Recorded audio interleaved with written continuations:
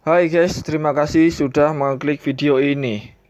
Assalamualaikum warahmatullahi wabarakatuh. Sekarang aku mau ngajak kalian bahas soal kasus yang terjadi di Bekasi.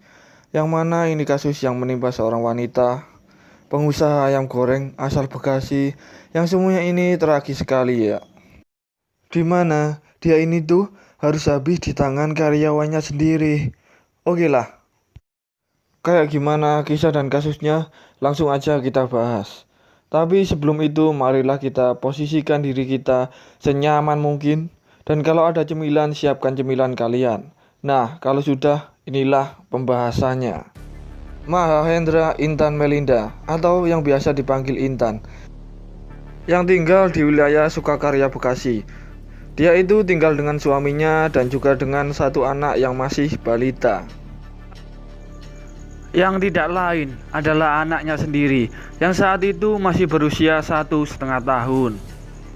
Intan ini ibu muda yang cukup berpendidikan dan juga tipikal ibu karir yang pekerja keras.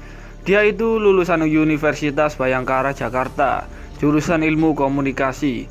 Setelah lulus, dia sempat kerja di beberapa perusahaan besar yang punya pengalaman kerja yang cukup mumpuni, dan akhirnya dengan tabungan yang udah dikumpulkan dan segudang pengalaman dan kemampuan di dunia kerja, dia pun mulai membangun bisnisnya sendiri dengan membuka franchise atau cabang dari salah satu brand fried chicken lokal yang dia buka di wilayah sekitaran rumahnya yang ada di Bekasi.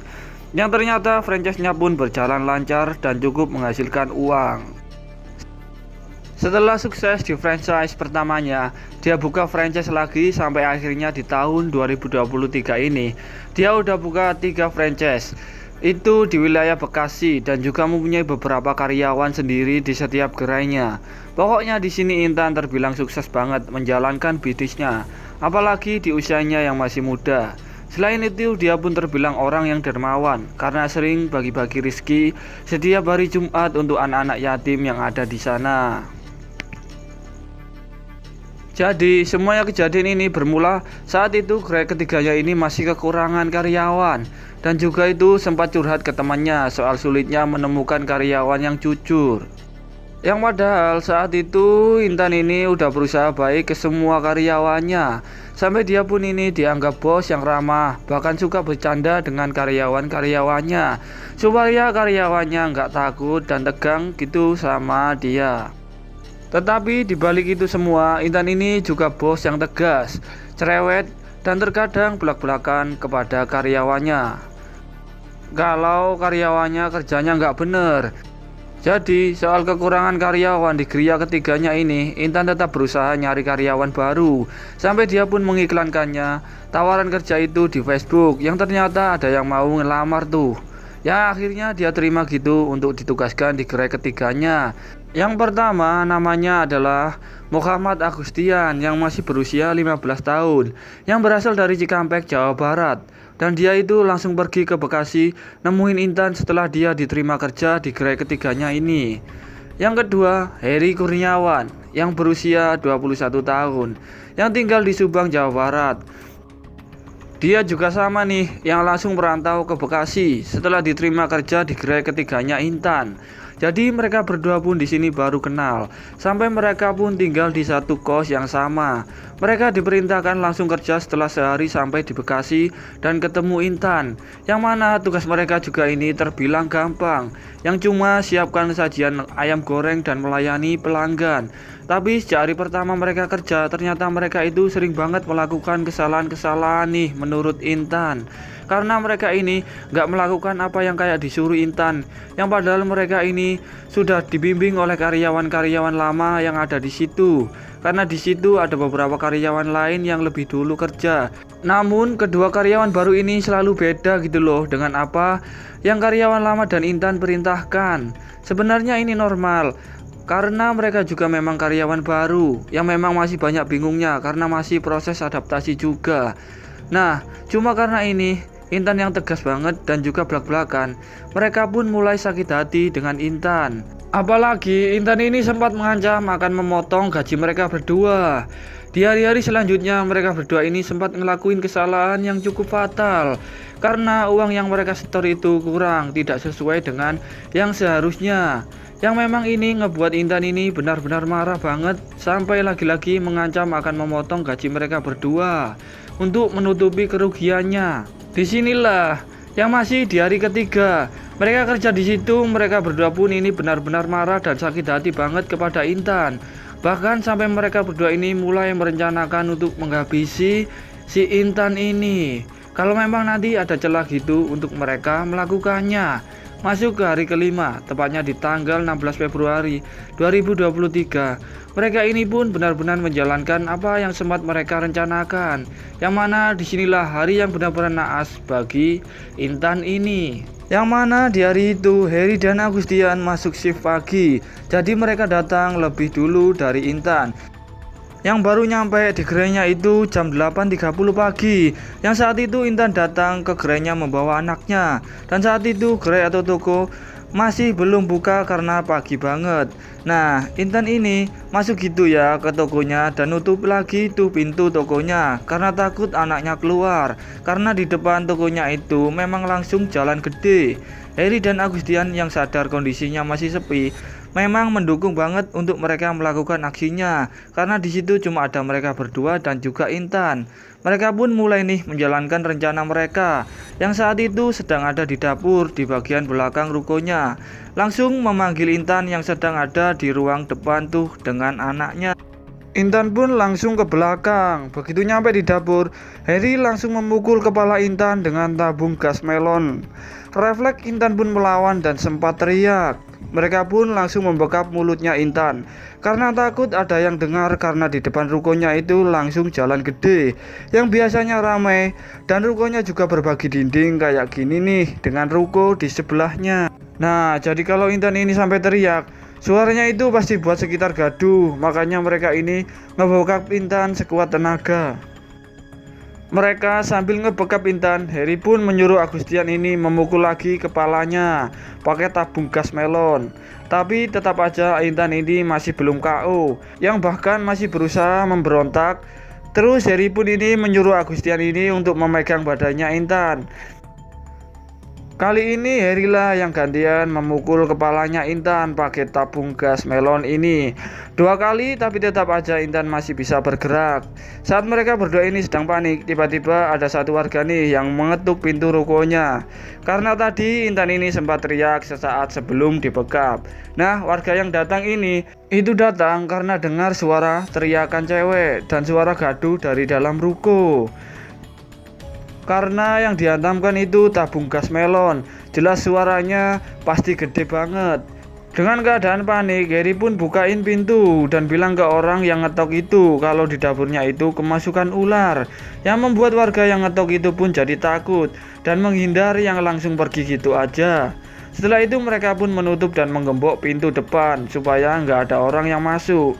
Nah, sedangkan saat itu Intan udah tergeletak di lantai dapur yang memang sudah lemas, tapi saat itu masih bernapas.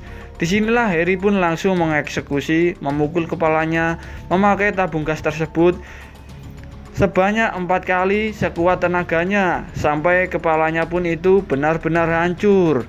Yang akhirnya disinilah Intan pun gak bergerak lagi. Setelah itu pun mereka berdua langsung siap-siap mau kabur dari ruko. Nah, tapi mereka lupa naruh kunci gemboknya. Nah, jadi mereka sempat tuh kekurung di dalam sebentar, tapi akhirnya mereka pun berhasil ngebobol gembok itu pakai gunting. Setelah itu mereka pun mengambil uang di laci kasirnya sebanyak 950.000 dan mengambil HP Intan juga. Nah, pas mereka ini mau kabur, anaknya Intan yang ada di situ nangis-nangis. Jadi mereka pun akhirnya kabur ngebawa anaknya Intan yang masih bayi.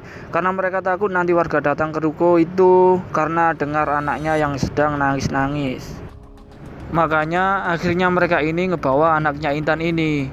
Mereka pun sempat balik ke kosan untuk ngambil barang-barang mereka yang tertinggal di sana. Nah, setelah itu mereka pun langsung ke terminal yang niatnya mau melarikan diri ke Jogja dengan bus dan mau nitipin anaknya Intan ini ke saudaranya Heri yang ada di Jogja. Mereka pun naik bus jurusan Subang yang niatnya nanti di Subang baru sambung naik menuju Jogja. Nah, tapi pas nyampe di Subang ternyata uang mereka nggak cukup untuk ongkos lanjut ke Jogja, yang akhirnya mereka pasrah di sekitaran Subang. Siangnya mereka sempat makan di Subang. Setelah itu mereka beli nasi lagi dengan lauk tempe dan juga susu kotak untuk anaknya Intan ini, yang saat itu masih mereka gendong. Dan di sekitar situ mereka pun menemukan pos ronda terbengkalai, yang akhirnya disitulah mereka naruh dan ninggalin anaknya Intan dengan ninggalin nasi dan lauk tempe tadi dan juga susu kotaknya, dan juga termasuk KTP-nya Intan, dengan harapan kalau nanti ada yang nemuin anaknya langsung bisa dikembalikan ke keluarganya. Sedangkan di sisi lain, yang masih di hari itu juga, tepatnya jam 02.00 siang, suami Intan datang ke ruko yang niatnya mau jemput Intan dan anaknya. Yang awalnya dia langsung ngerasa aneh, kenapa rukonya itu masih tutup padahal ya udah jam 2 siang, yang mana memang kelihatan kayak nggak ada orang. Agustian dan Heri yang seharusnya masuk kerja di hari itu juga nggak ada di situ. Nah, terus pas dia nyampe di bagian dapur belakang, suaminya pun di sini benar-benar kaget dan histeris ngelihat Intan yang udah tergeletak di lantai dan dalam keadaan yang sangat mengerikan karena bagian kepalanya yang sudah hancur, dan juga di situ Intan udah nggak bernapas lagi pastinya. Selain itu ada juga yang ngebuat suaminya Intan ini heboh karena anaknya Intan pun juga nggak ada. Akhirnya suaminya pun langsung meminta bantuan ke warga-warga yang ada di sana. Tubuh Intan pun langsung dilarikan ke rumah sakit dan mereka pun langsung melapor kejadian ini ke polisi karena saat itu anaknya juga dinyatakan hilang, yang diyakini anaknya ini memang diculik oleh pelakunya. Dan di saat itu juga polisi pun langsung turun tangan, dan berdasarkan pengamatan mereka yang sejak awal mereka memang sudah yakin kalau pelakunya itu adalah kedua karyawan barunya, yaitu Agustian dan Heri, karena yang harusnya mereka masuk kerja di hari itu malah mereka nggak ada. Apalagi barang-barang mereka pun yang ada di kosan barunya juga udah banyak yang mereka bawa. Memang ini mengidentifikasikan kalau mereka ini benar-benar kabur. Polisi pun sampai menelusuri dan mencari informasi ke orang-orang yang ada di terminal soal dua pemuda yang bawa balita. Nah, dari petunjuk-petunjuk inilah polisi pun akhirnya dapat informasi kalau mereka kabur dengan bus jurusan Subang. Singkat cerita, di jam 1 malam polisi pun berhasil menangkap mereka di wilayah Subang, yang kebetulan saat itu mereka berdua sedang duduk istirahat di pinggir jalan Pantura Ciasem, yang mana saat itu kondisi mereka juga memang udah dalam keadaan pasrah dan mereka pun ditangkap tanpa adanya perlawanan atau berusaha kabur. Polisi pun langsung menanyakan anaknya Intan, mereka kemanakan. Nah, mereka pun nunjukin di mana anaknya Intan mereka tinggalkan. Yang akhirnya malam itu juga polisi berhasil nemuin anaknya Intan di pos ronda terbengkalai tadi.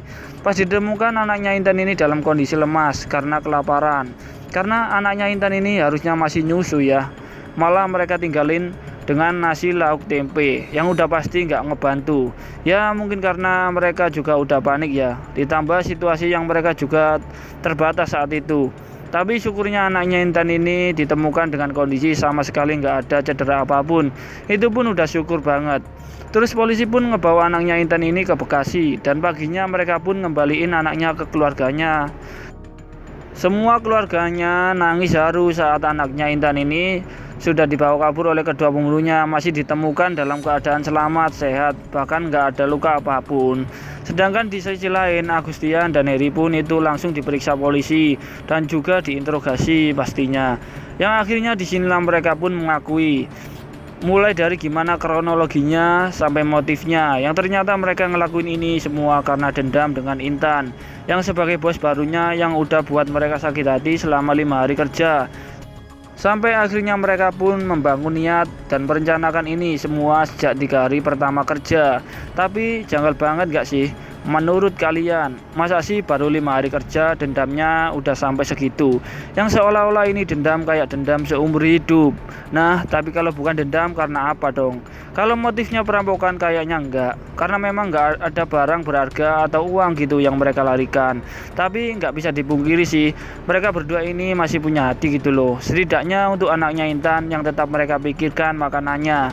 Meskipun nggak akan membantu sama sekali, Tapi setidaknya mereka ini udah memikirkan dan ingat gitu untuk makanan anaknya Intan ini, serta mereka pun sempat ninggalin KTP di anaknya Intan. Saat anaknya Intan ini mereka tinggalkan di pos ronda terbengkalai tadi, yang niatnya supaya warga yang nemuin anaknya itu bisa langsung dikembalikan ke keluarganya. Karena mereka yang udah nekat dan bodohnya menghabisi Intan dengan cara kayak gini, bukan gak mungkin mereka juga bisa nekat untuk menghabisi anaknya Intan demi menutupi jejak mereka dan memudahkan pelarian mereka. Apalagi mereka baru saja menghabisi nyawanya Intan, yang biasanya kalau udah di situasi kayak gini, mereka ini nggak akan takut lagi untuk menghabisi nyawa-nyawa lain untuk pelarian mereka. Tapi syukurnya mereka nggak milih pilihan kayak gitu. Bahkan mereka lebih milih ngebawa anaknya Intan dan masih ada sedikit itikat baiknya gitu ke anaknya Intan. Tapi dengan apa yang udah mereka lakukan ini, nggak ada kebenaran apapun untuk mereka. Karena yang sudah pasti ngebuat seluruh keluarga Intan itu sedih gitu. Karena harus kehilangan Intan secepat ini, apalagi dengan cara kayak gitu. Heri pun dituntut 20 tahun penjara karena udah melakukan pembunuhan berencana yang udah dilakukan secara bersama-sama. Sedangkan Agustian yang masih berusia 15 tahun alias masih di bawah umur itu akan diproses di peradilan anak.